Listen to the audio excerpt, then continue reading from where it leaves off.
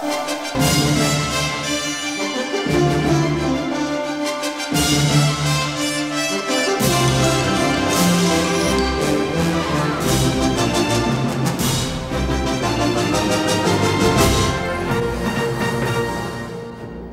from our EWTN studios, Raymond Arroyo. Welcome to The World Over. Tonight we begin something very special. What a cruel way to start a 15th anniversary show. I'm going to pull a 15-year-old picture of you and see how you look. A lot of youth and quite a few follicles have departed in these 15 years. That's right, The World Over is 15 years old and the longest running live show still on air. Mother Angelica Live ran for 20 years, so she still is the longest running show on the network. Over these 15 years, it's been my honor to bring you up close and personal with some of the most outstanding people in the church, the arts, politics, and some true inspirations along the way. During the next hour, we'll celebrate this very special anniversary with some of the best interviews from the last 15 years. A few memories, but you'll have to wait till the end of the show for my personal favorite and most moving interviews. But let's start with one of the biggest gets we ever got. It's probably the single most important interview that's ever appeared on The World Over. Here is a bit of my exchange with Pope Benedict XVI shortly before his election. It remains the only extended English language interview he has ever conducted to date. What a thrill. Talk for a moment about the new springtime. The Pope has talked a great deal about the new springtime, and you yourself have laid out your own ideas. Your vision is a little different from some. Some see the numbers growing and everybody believing and dancing hand in hand into the millennium. You see a different picture. Tell us what that picture involves. How do you see this springtime evolving? Yes, I do not exclude even this dancing hand in hand, but this is only one moment. And my idea is that really the springtime of the church will not say that we will have in a near time masses of conversions, that all people of the world will be converted to Catholicism. This is not the way of God.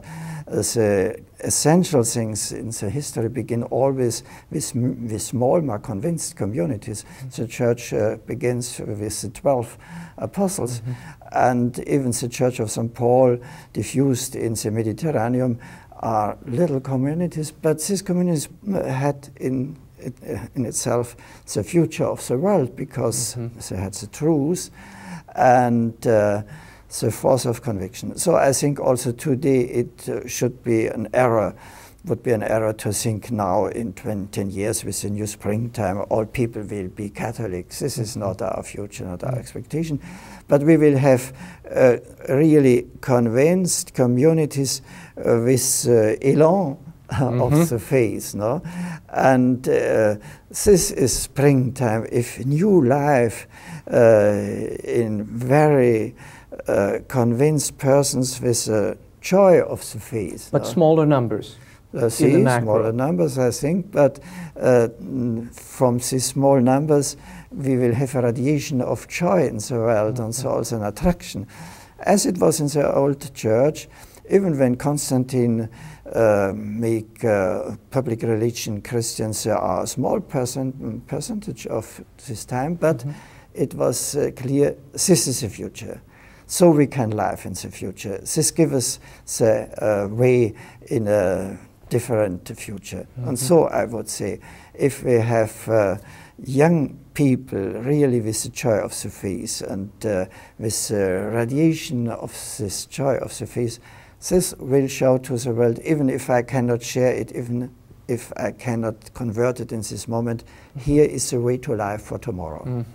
You've been here for 21 years in this post, and I've read in many reports you wanted to retire several times. Why are you still here? Yes, I had the desire to retire in 91, 96, 2001. Because I have the idea I could write some books and return to my studies as Cardinal Martini did. Right. So it was my idea to do the same thing. But from the other hand, seeing the suffering Pope, I cannot say to the Pope, I will retire, I will write my books. Seeing him, how he's killing himself, I have to continue. People often ask me, how do you prepare to interview the Pope? With fear and trembling. Here you have a profound, deeply spiritual theologian opposite someone who is not. What I love about that interview is it gave people a chance to see the real man, the real Joseph Ratzinger, his humor, his warmth, his humility. It's become one of the hallmarks of the world over during these 15 years to get people you know to reveal parts of themselves you never saw before, to allow them a chance to share things they rarely get an opportunity to discuss, like their faith or their art.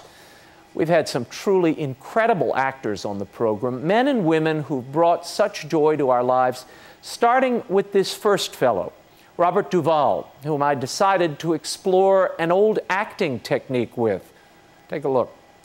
Sandy Meisner was a member of the group theater. Right. He was a renowned acting teacher in New York, whom you studied with. Tell me about that technique. Meisner had a very bare-bones technique in many ways. Very bare-boned. I mean, he once told me he was easier to please than Lee Strasberg at the studio, where everything was so critical. These guys were pretty critical, so you had to have arrive at a certain sense of relaxation to work under their auspices. Mm-hmm. But Sandy, what I took from him mostly, I guess, was the way of improvise, just talking and listening, the way we're doing now. That repetition exercise. Yeah, that came after I was there, but that's wonderful. Really? But this, oh, you know that exercise? Sure. Yeah. Yeah. Oh, you work with? You worked with? You worked with Stanley. Yeah. No, you worked with? No, it wasn't there when I was there. You worked with? What? What? I know that exercise, but I never. When I was there, you worked with? It didn't work. Yeah, you work. Yeah. You worked with? Yeah, you work with. You? You? Me? You? What are you looking at? We? Yeah, right. That's the exercise. Yeah. So it goes back and forth. It's a form of improvisation that takes you off of the text. You throw the text away. Yeah. When I look at the body of your work, the whole corpus, there is a humanity, an understanding, but beneath it is this, maybe preoccupation is too strong a word, but a sense of the eternal, and that even in our mundane lives, the eternal is always here. My kind of one of my thrusts is that we all have our journey from the cradle to the grave, and we try to do what we can do without stepping on too many toes. And my only disagreement I may have with some of these religious people, about being saved. You will not go to heaven. Once saved, always saved. Yeah. To me, the day of judgment is not now. It's on the other side of the grave. And how can a human preacher say you're either going to go to heaven or you're not going to go to heaven? It's on the other side of the grave, the day of judgment. It's a work in progress until absolutely, that gavel comes down. I read a recent interview where you said you're enjoying acting now. Why only now? Why did it take this long? Well, I've always enjoyed it, but now I have a sense of humor about it. Now I don't take myself seriously in it, as I used to. When you're younger, you take everything a little too seriously. So I'm glad I'm not young anymore. And everything matters, it's all so important. Now I look at it all, well, it's not important at all. Because in the great context of life, why are we all here? What are we all doing? So now I can look at it as a slight tongue-in-cheek act of absurdity, really, because acting is kind of ridiculous. But I enjoy it because it's a game. Then there were the television legends who have been a part of the world over, the greats so many of us grew up watching. You said, this was just not very long ago, the single most difficult job of your career was playing Mr. Rourke. Why did you say that? The thing that was difficult about it was that if you ask any actor what is the most difficult thing to do, is exposition, where you set the stage for somebody else. In Fancy Island, I couldn't become involved emotionally. I couldn't express any kind of strong emotions because I was a perfect host. Welcome to Fantasy Island. Smiles, everyone. Smiles, I remember. Right. And I was a perfect host and in control. Never in doubt that I could solve any control. Therefore, who is that boss? Well, that's me, so-and-so. What's her fantasy, boss? Well, her fantasy is that when she was a child, her mother took away a little doll, and then the little doll has become a symbol of the love of her mother, and the mother is dead, and she would like to be able to get the little doll again. You see, now that is very uninteresting to say. You can't, you've got fascinating for the audience, difficult as an actor. Well, because you have to, the audience can go, unless you imbue it with interest, vitality, a little inventiveness. her mother said, you know, I never was involved in things of love or passion or anything. You see, it was very difficult to do. For 7 years I did that. That's very tough. My final question. Yes. How do you want to be remembered? If you could write the final sentence of the Ricardo Montalban story, what would it say? God, that's difficult. That's why I asked it. I would like to be remembered simply as a man who, having had many weaknesses, tried to conquer them. He never gave up trying to conquer them. He never conquered them all, but he always tried to conquer them. So when I was baptized, it was Greek Orthodox, and they put you on a little platform. The priest walks around, and they hold on to a praying cloth kind of thing, and they walk around, and everybody's praying and everything. And since I was so old, because normally you're a couple weeks old, you're not going to go anywhere, but I was about 6 months before I was baptized. So as they're walking around, I had fallen off the platform, and nobody knew it because they're all praying. So everybody looks up, and the priest is going, and my dad goes, "He's risen." And the priest said, "No, he's fallen somewhere." Does anybody? So yeah, they looked around and finally found me. And I flipped onto the floor. I was under the thing, yeah. Oh my. So I could have been still there, you know. So doing pratfalls from the very beginning then? Right away, I was into that, yeah. I love it. No problem. Got that message. Better send it off to the yard and let them know we're here.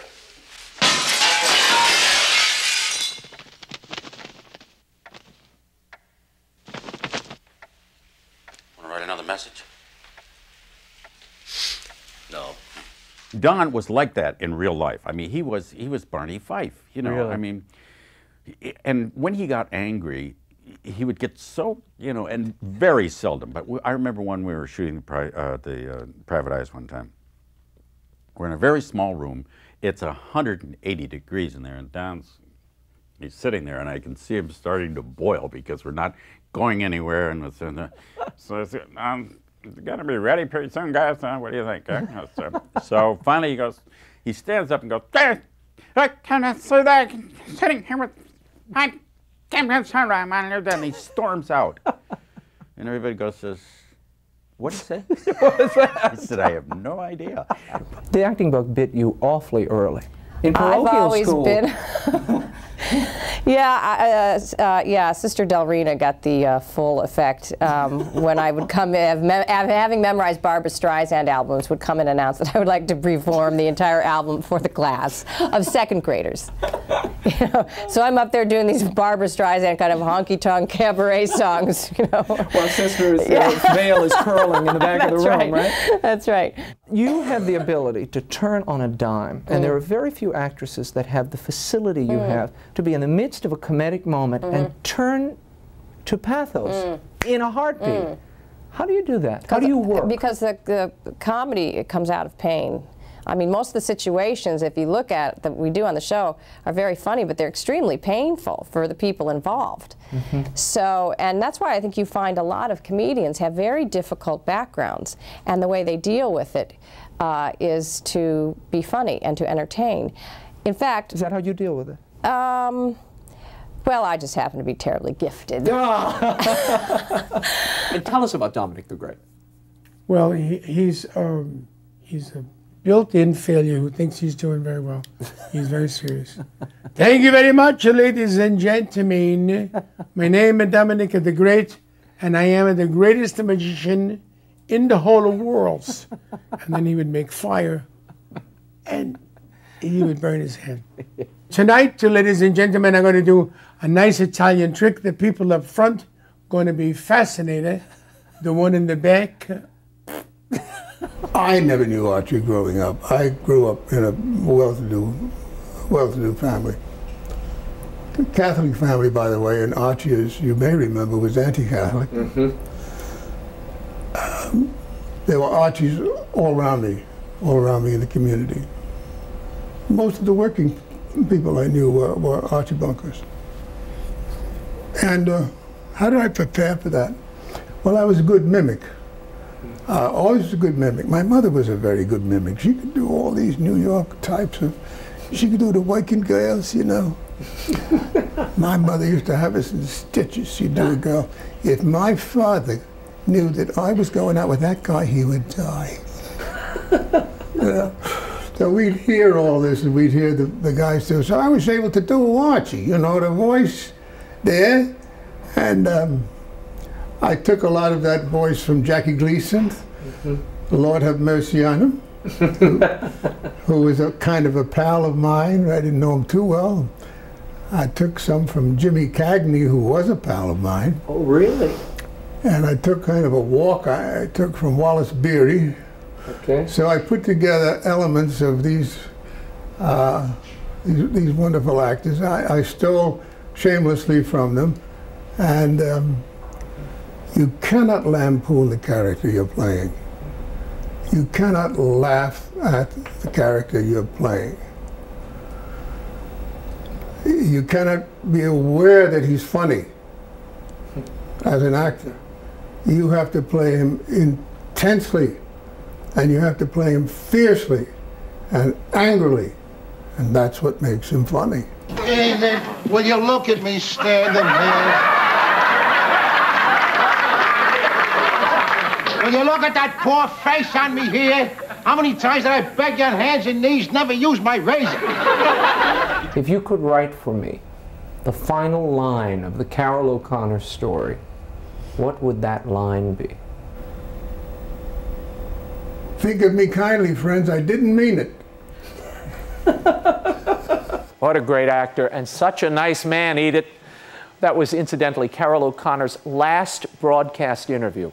We've had many exclusives over these 15 years, and along the way, introduced you to some of the most powerful spiritual figures in the church. Whether it's the Archbishop of New York, Timothy Dolan, Cardinal Scola of Milan, Cardinals Arinze and Raymond Burke at the Vatican, or Cardinal Stanislaw Živic, the personal secretary to John Paul II, we take you inside the church like no other show on television and try to ask the important questions. When Cardinal O'Connor was here, and I was here during that unbelievable reign, he used this pulpit of St. Patrick's. Every homily on a Sunday was practically a State of the Nation and the World address, and the media would literally line up. Do you see this pulpit as having that function, and do you hope to embrace it in the way he did? You know, whether I saw it or not, I think it is. Whether I would take it that way or not, I think it is. Whether I like it or not, it is and it should be. You're right, people keep referring to Cardinal O'Connor. Now, my immediate predecessor, Cardinal Egan, he, and I think there's some wisdom here, he said, you know what I think I'm going to do is concentrate on the parishes. Cardinal O'Connor was here every Sunday morning at 10:15 Mass, and it became a major event. You're right, the press was there, people would come to hear him, and he would usually use that homily at that Sunday Mass as a chance to comment on things from the perspective of the church, from the perspective of the gospel. And the practical things people were wrestling with in the faith and outside. That's right. If a movie was out or a new book or something. Cardinal Egan said, he had a good point where he said the vast majority of people at Mass at St. Patrick's aren't New Yorkers. They're visitors. So he said, maybe I do better going out to the parishes, and he was indefatigable. I have chosen to go back to the Cardinal O'Connor way of I will have 10:15 Mass here every Sunday. I'm going to visit parishes on Saturday night and Sunday afternoons, and I have daily Mass at 7:30, which I love as well. It's on the radio, it's on TV, and now I'm not doing that, you know, to kind of make this a bully pulpit or to attract attention, but I do think it's probably a valued part of being the Archbishop of New York, that you would recognize just realistically that you do have a good pulpit and that people are going to listen to what you say. We're not ashamed of the gospel.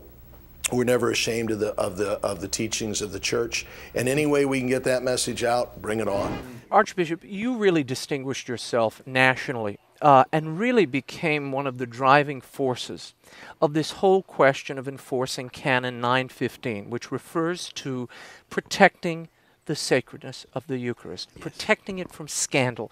What are the obligations of a bishop regarding the Eucharist when there is a pro-choice politician who refuses and obstinately refuses to change his position but presents himself for communion? Yes.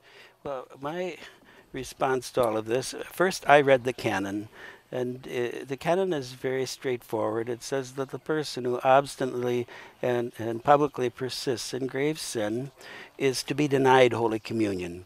And it doesn't say that the bishop is to decide this.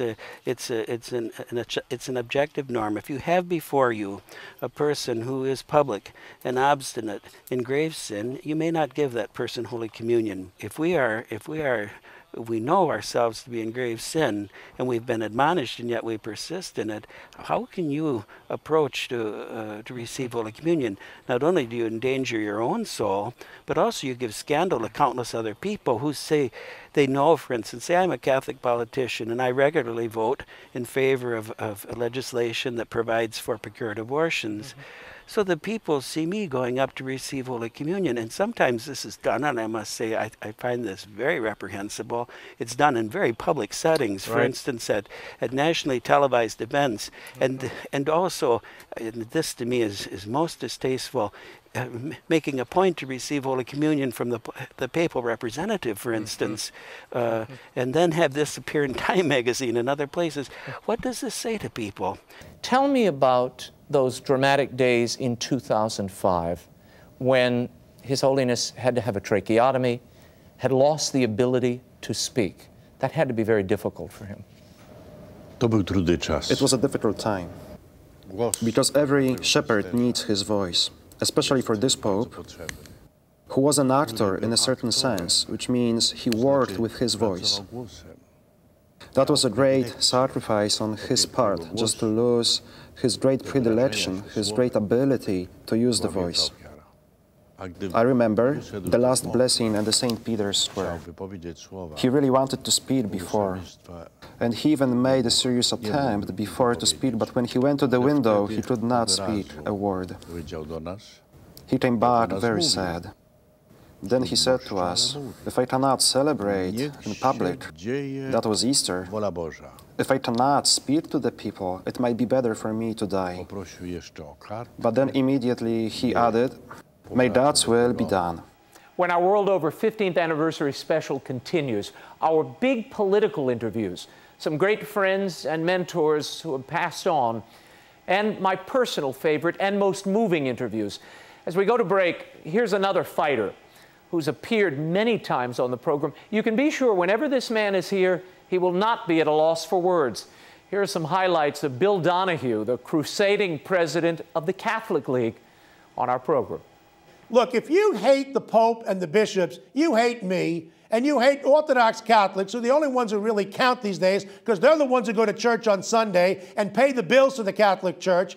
There are a lot of these Catholics who have one foot out the door. In some cases, they are outside the door, pretending to be Catholics. The laity have a very integral role in the Catholic Church, as we've seen from Vatican II and every pope since that time.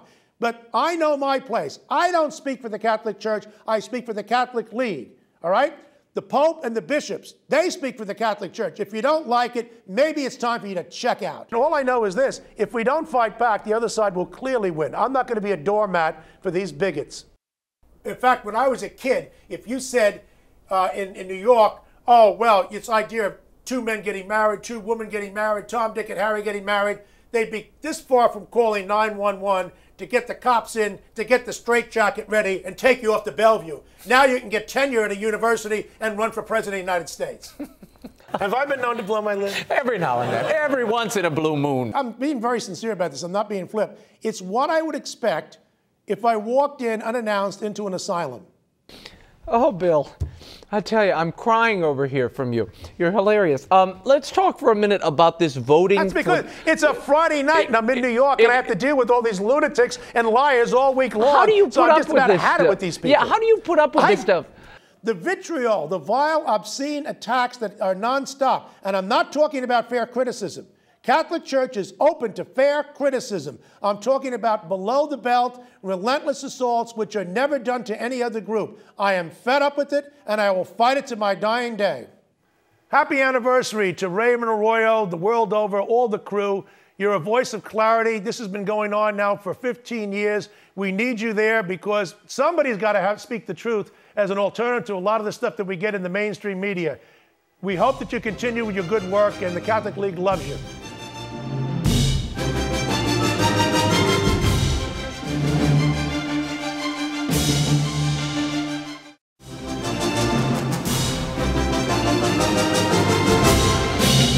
Now, once again, Raymond Arroyo.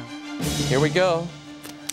And there it is, the new studio. Welcome back to our World Over 15th anniversary special.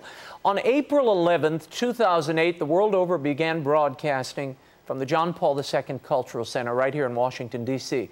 That night, the former papal nuncio of the U.S., Archbishop Pietro Sambi, and Laura Ingraham joined me to inaugurate our new Washington home. It was special for another reason. The Pope would be coming to Washington and to the JP2 Center the next week. We also landed an exclusive interview with the President of the United States, George W. Bush, that made international headlines. We spoke about the upcoming papal visit, and I asked him whether he intended to boycott the Olympic Games in Beijing owing to China's human rights record. You just said earlier, freedom is a gift from the Almighty. Yeah. Considering the human rights record of that regime, how can you in good conscience go to that ceremony, Mr. President? Because I'm going to the Olympics for starters, and my plans hadn't changed. And the reason why is because I can talk to them about religious freedom prior to the Olympics, during the Olympics, and after the Olympics, and which I have done. I don't need the Olympics to express my position to the Chinese leadership on freedom. I just don't need them, because that's all I have been doing as your president. In other words, for people to say, well, you need to express yourself clearly about freedom of religion, my answer is, what do you think I've been doing?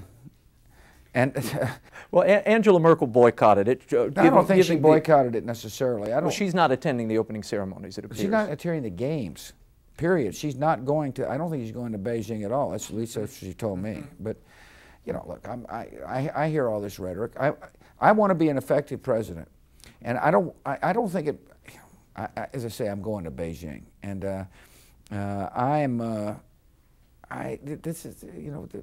we're talking about the Chinese people as well. And the question is, does the American president take decisions that'll enable the next president to be effective or not? Because I've made my case. These Chinese leaders know exactly my position. I've talked about freedom of religion every time I visited with them. I've talked about Darfur. I've talked about Burma. I've talked about the Dalai Lama. As a matter of fact, I'm the only president to ever stand up in public with the Dalai Lama here in the United States. So they know my position. And my question that I think about is, if I politicize the Olympic Games, will that make it less effective for me to deal with them or more effective?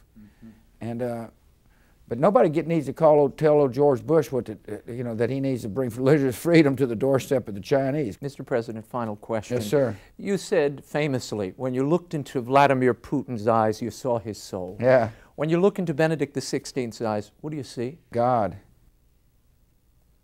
Good way to end the interview. Thank you, sir. Thank you, sir. My pleasure. Yes, sir. There are few people who can say they've interviewed a president, a pope, and a Supreme Court justice. But I was fortunate enough to do so. Justice Clarence Thomas sat down with me for a revealing interview not long ago, where he candidly discussed his faith and the bitter confirmation battle that took him to the Supreme Court. It was another rare honor for our show. In an interview, you once said, "It took me a few months to run away from my faith. It took me the bulk of my adult life to crawl back." When did that happen? What was the big turning point? Oh, I don't know if there's a big, it wasn't a road to Damascus experience. I think that it's like, we all have those prodigal son moments, where you dash off, and I don't know how many years it took him to come back. But, you reach a point where you return to the things of your youth, for example, and you return to a slow return. And I try to point that out in the book. I return to the ways of my grandparents. I returned to the things that they had given me to live my life with, whether it's faith or, the values they give you, the sayings, it was a part of the way I was raised. So, from the 1968 to the 1990s was that slow walk back through being agnostic, to not being interested, to being antagonistic, to going to various, evangelical churches, to Episcopal, and then eventually back to the Catholic faith. There was one quote I read where you and your wife Virginia are walking out of an Easter service at an Episcopal church. I don't know what year this is. And she said, "How did you like the service?" You said, "It was very nice." And she said, and you said, "But I'm Catholic." Yeah, we were actually driving home from that, and I just said, "I'm Catholic."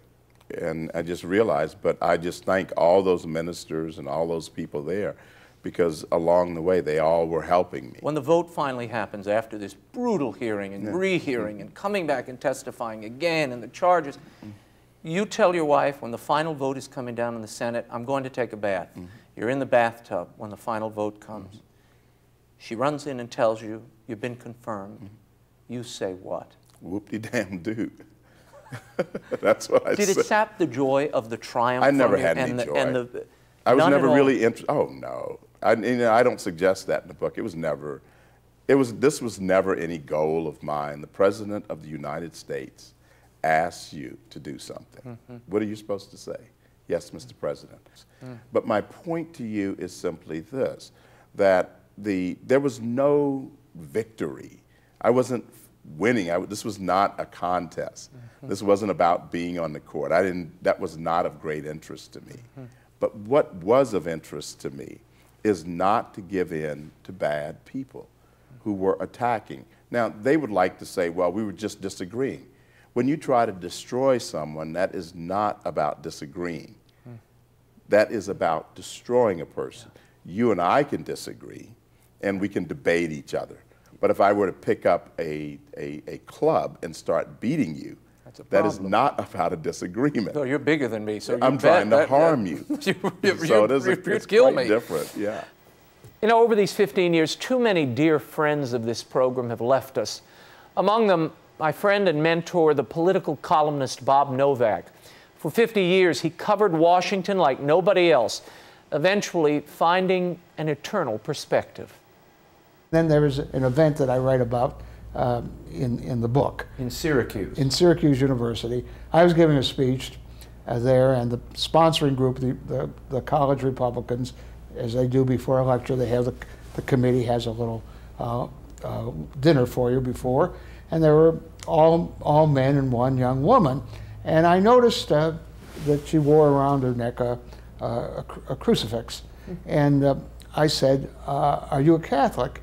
And I don't know why I asked her that. It's, I usually don't ask things like that. And I thought she said yes. As it turns out, I've later found she said no, she was Greek Orthodox.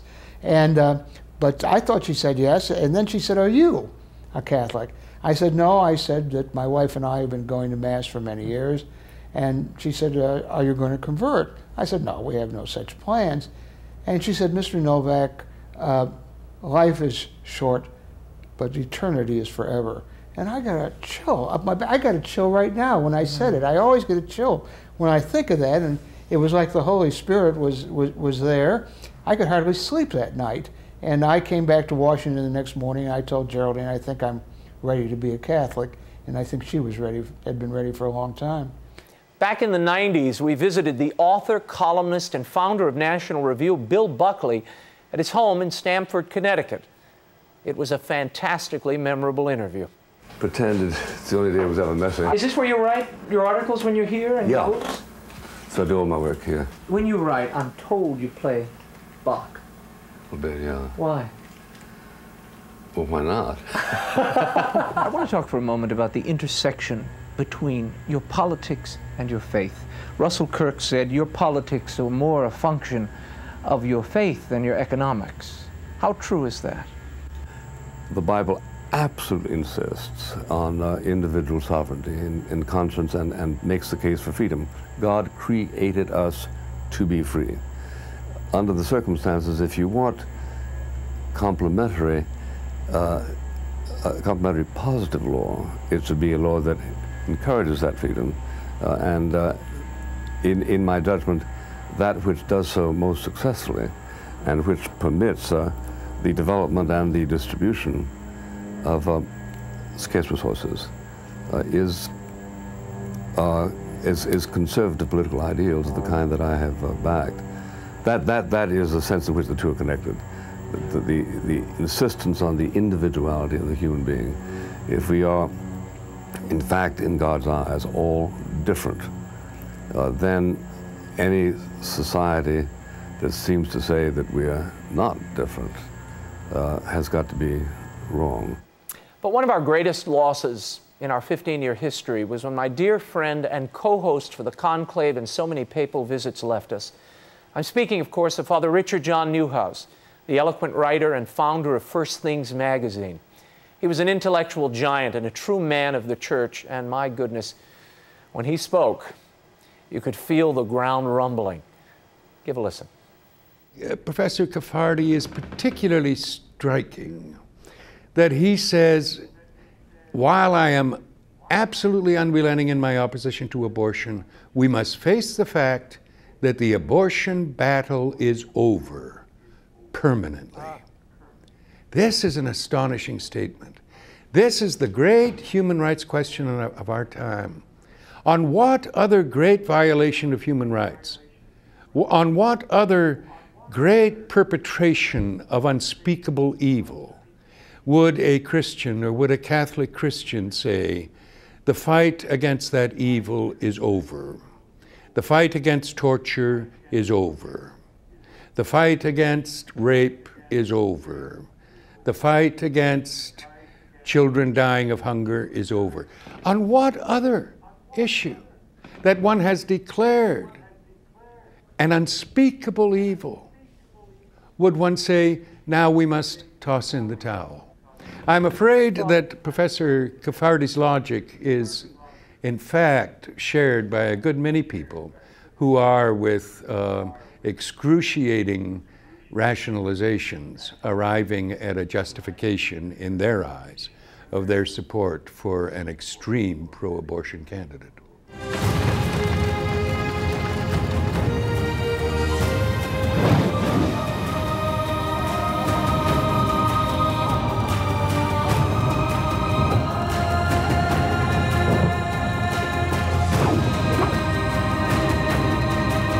It was one of the biggest box office smashes of all time.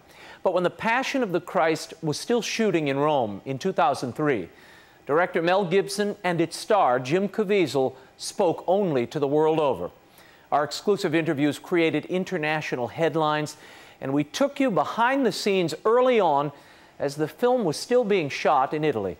When the controversy over the film erupted, we were there, still getting the exclusives. I was, you know, hooked into the cross, pinioned in. How long were you there? On the cross? We did, first day was phenomenal. The weather was going perfect. We had everything right. And I mean, it was right to the end. We're like, you know, put the spear into his side. I mean, the cross was moving back and forth. The wind was blowing. It just looked like the end of it all. And when we went and watched dailies, Mel goes, it's terrible, terrible. We got to do this again. I said, why? What are you kidding me? Why? He says, because the cross is moving too much. If the cross is moving too much, they're not watching my Jesus. They're watching that cross. I want them watching Jesus. So we end up doing that again, but for 5 more weeks. 5 more weeks of that. And that was just that part. And then we had the scourging. It's going to be graphic, and it's going to be accurate as I can make it. It has areas of poetic license that I've added to it that I see as not unreasonable. Now, some would say, why do you have to be so graphic? That removes the art. That kills the imagination that we can all apply to this. No, not by being so on the nose, Mel. No, it's a puzzle that I have. I think what I have to do is be truthful to take you through suffering with it. The audience has to suffer to understand it more. And what I'm seeking here is a deeper understanding of this event. And as well as being graphic and probably in your face a little bit, it's not always like that. I mean, I use a certain art to get around some of that. And I think that even in the more horrific aspects of it, I've tried to incorporate a beauty to it. I mean, I have a sense you're going to go through the blades a few times on this one. Oh, you think so? I bet. Julianne diced? Yes. Ginsued. Ginsued, chopped, and fricasseed. Fricasseed, oh good. I can hardly wait. If what I'm hearing from my peers is true. Shut up. I know, You're I know. scaring me, Raymond. I'm not trying to scare you. I just want to. All right. Oh, you know, hey, so what? You only live once. You're willing to take the shot. Yeah, you might as well get, it won't be boring. No, it won't be boring. It won't be boring. We added a piece in there that needed to be in there. It was a Sermon on the Mount. And as I was walking up the mountainside, there were about 250 extras, got to the top, and I looked down about, I don't know, 125 yards. Mel's in a tent, and it's raining. And you hear the thunder rolling, and I thought, it got really quiet, like a eerie silence. And I said, I knew it. I said, I'm gonna get struck by lightning. And sure enough, I felt as though somebody took their hands and slapped them against my ears, and I saw what appeared to me was like a pink static color for about 7-8 seconds. But the moment it hit, I heard people scream, and a couple guys before me grabbed the ground, and what they saw was like fire coming out of the right and left side of my head. And I looked like I went to see Don King's hairstylist. Obviously you hear Mel screaming out, "What happened to my Jesus?" What do you make of their charge? But then they say, this movie could serve as a toxic recipe for religious hatred, could legitimize anti-Semitism. Will it? No. This is rubbish. This is absolute rubbish. This film is about faith, hope, love, and forgiveness. That's what it's about. Does this film attempt to collectively blame the death of Jesus on the Jewish people? This film collectively blames humanity on the death of Jesus. Now, there are no exemptions there. All right? I'm first on the line for culpability. I did it. Christ died for all men, for all times. Including Jewish people? Yeah. They're part of the human race, you know? And it's humanity that's culpable. It's no secret that I love the arts. I think they not only presage the direction of a culture, but reflect the heart of a people, what we feel and believe. During these 15 years, we've always tried to introduce you to exemplary artists, to reveal what fuels their great work. Here's a retrospective of some of my favorite writers. I guess you could call this the writer's block. We wandered down to Louisiana and spent a long afternoon with the author of more than 30 novels. His faith often colors his work. He's perhaps the finest writer of the American thriller, period. James Lee Burke.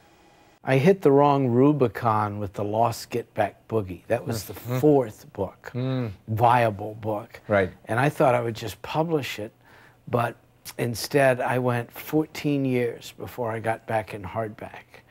And that book was rejected 111 times.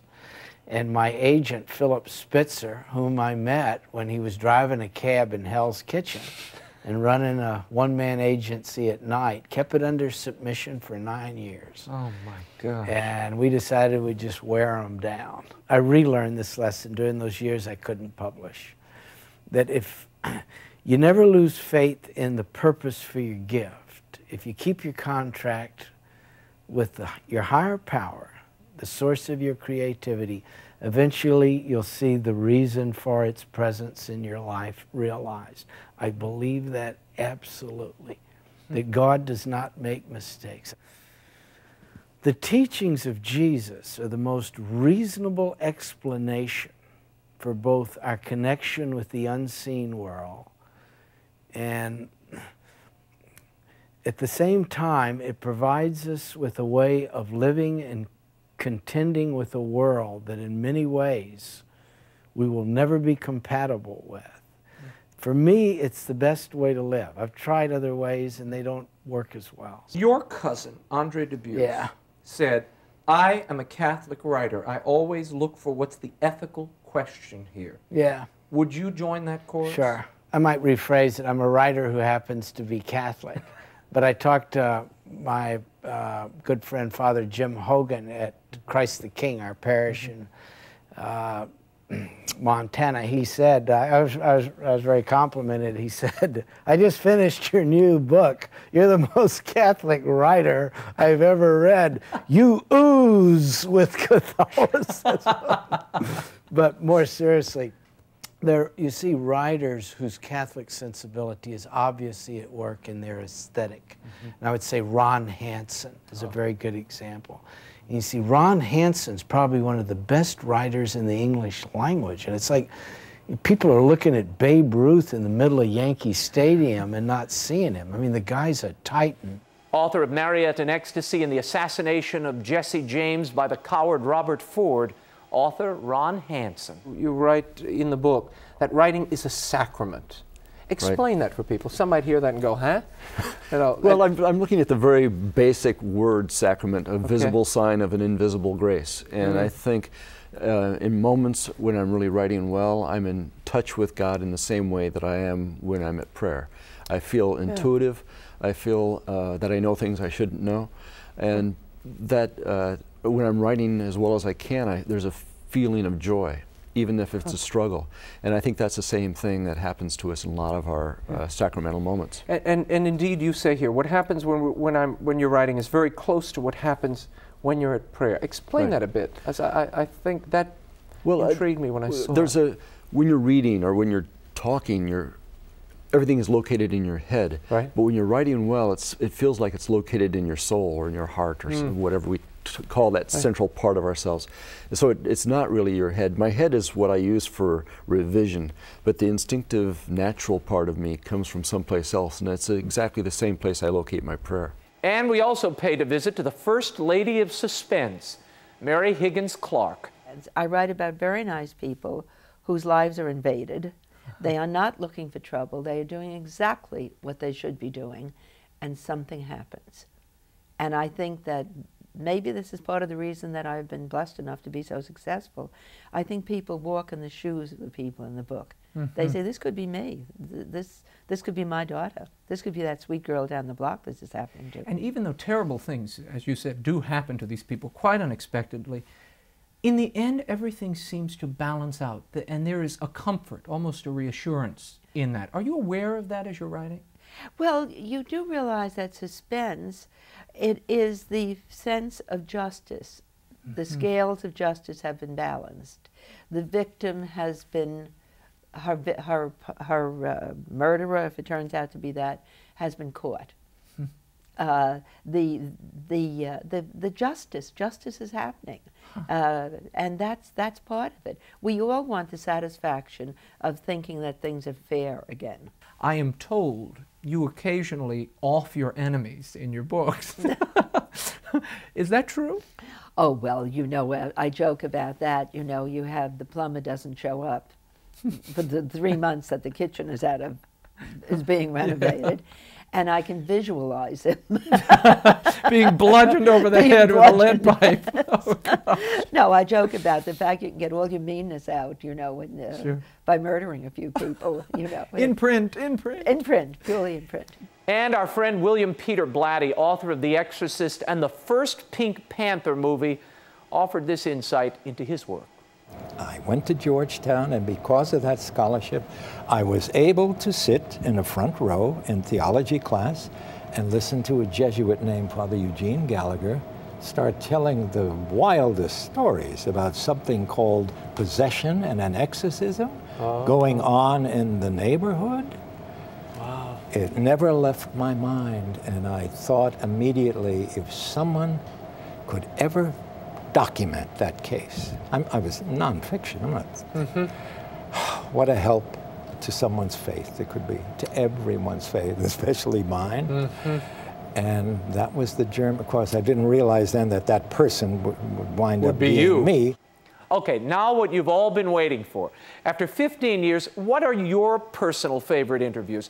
You've already seen some of mine. Some of the most challenging, people always ask me, what are the most challenging? Surely Pope Benedict and Mel Gibson, for very different reasons. But when I think about the most moving interviews I've ever conducted, those that have affected me the most, two stand out in my mind. The first is Jenny Stepanek, who's the mother of the poet and peacemaker Maddie Stepanek. Matty fought a nearly 13-year battle with muscular dystrophy, using every moment to fulfill his mission in life. I'm constantly inspired not only by Matty's faith, but by the faith and wisdom of his mother, Jenny. Take a look. You'll see what I mean. When I die, I want to be a child in heaven. I want to be a 10-year-old cherub.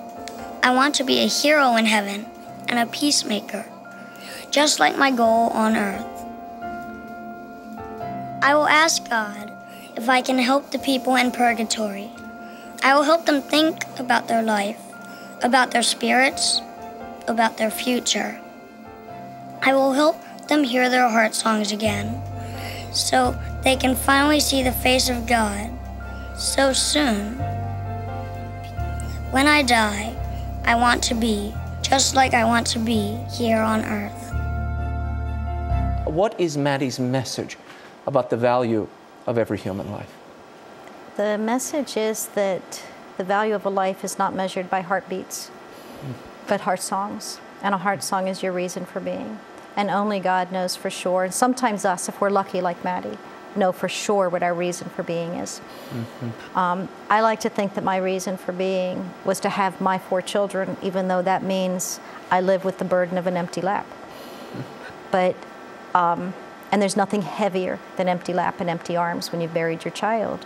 When you read this story, Jenny, the loss of all of your children, going to the church breadline, essentially, at one point. Yeah, for many years, yes. I mean, how important was that faith, and how did you continue to hold on through all of this? Well, you know, there's one good thing about the Catholic faith is the rituals. So in some of the toughest times, we have some rituals and some litanies and prayers and novenas and rosaries, things that just keep you connected at a time that your spirit is just struggling and feels so dark. But I also know, I mean, and I learned this, you know, from Matty, that that hope and what matters most is not something that you measure by money or by a length of life. You know, people think of hope as something that if you try hard enough, if you believe hard enough, it will happen. Right. And through Matty's writings and our conversations, I came to understand that hope is an attitude that moves us through this moment and into the next moment, whatever that is, and that God's with us in every moment. There's another hero I interviewed shortly after we began this program 15 years ago, Cardinal Francis Xavier Nguyen Van Thuan. He was head of the Pontifical Council for Justice and Peace at the time. Cardinal Van Thuan certainly had the personal experience for the job. As Archbishop of Hanoi in 1975, he was imprisoned by the Vietnamese Communist government for 13 years, largely for his faith. He spent 9 of those years in solitary confinement. When you interview someone like this, you know you'll come away a better person for it. Here's now servant of God, Cardinal Van Thuan. How did you celebrate Mass, and how important was the Eucharist to you while in prison? I celebrate Mass nearly always, yeah, because when we were arrested, we must go immediately empty hands. Maybe the next day, you are allowed to write few words, to ask clothes, to pass, and so on. I wrote the first line, please send me a little bit wine, medicines against my stomach disease. So the faithful outside understand. They have the gift of the Holy Spirit to understand very quickly. And the chief of the prison called me, Mr. Van Thuan, do you have stomach disease? Yes, sir. You need medicine? Yes, sir. I need medicine, and I take medicine every morning. Here for you, a little bottle. Yes, with the etiquette, medicine against stomach disease. Yeah, for you. Just a great joy for me, great joy. And I keep that with me. And there is another medicine also, the host lacerated in very, very little pieces, but put in a bottle against humidity, so I can keep it very long. And it is too precious for me, and I celebrate in my hands. My hands become a chalice. I with 3 drops of water, 1 of wine, and 1 drop of water, I celebrate Mass. Yeah. And when I was in concentration camp with all the friends, we arranged that 6 Catholics are together. And because we slept in a common bed, 50%, 25-25, head against head. Yeah. And so, in the evening, when it is dark, I celebrate by memory the Holy Sacrifice. Then I distribute the Holy Communion to my companion. And afterwards, we collect the paper from the box of cigarettes. And we make a little bag to put inside Jesus' Eucharist. And my companions brought the bag, little bag with Jesus to all the group. Each group 50%. And the Catholics in all the groups have always one of them with Jesus in his pocket. And when they go to the rice field, they know that walking, they have Jesus among them. No wonder the man is being considered for sainthood. I hope over these 15 years you have experienced a bit of the joy and absorbed a few of the lessons shared by our guests. Week in and week out, it's my honor to be here and focus on the news of the day and the stuff that lasts. I always tell people the world over has the greatest audience in the world. I want to thank you for allowing us into your homes and into your lives for these 15 years. I'll never be able to thank you enough for that. There are some other people that I have to thank as well for keeping us on the air each week, booking guests and rolling my prompter at the right time. My loyal senior producer, Chris Edwards. In Birmingham, my producer, James Faulkner. Our director, Steve Beaumont, and my friend and executive producer, Doug Keck. Our CEO, Michael Warsaw, and I would be remiss if I didn't mention the woman that made it all happen, Mother Angelica. 15 years ago, having met me for all of 2 days, Mother asked if I would come start a news division at this network. And what do you say when Mother Angelica asks you to do something? Yes, ma'am. Well, Mama, I'm still here.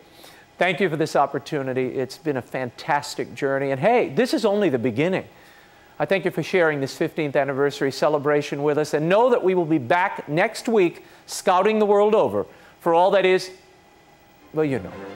On behalf of the staff and crew of EWTN News, I'm Raymond Arroyo. Thanks for watching and for making this anniversary so special.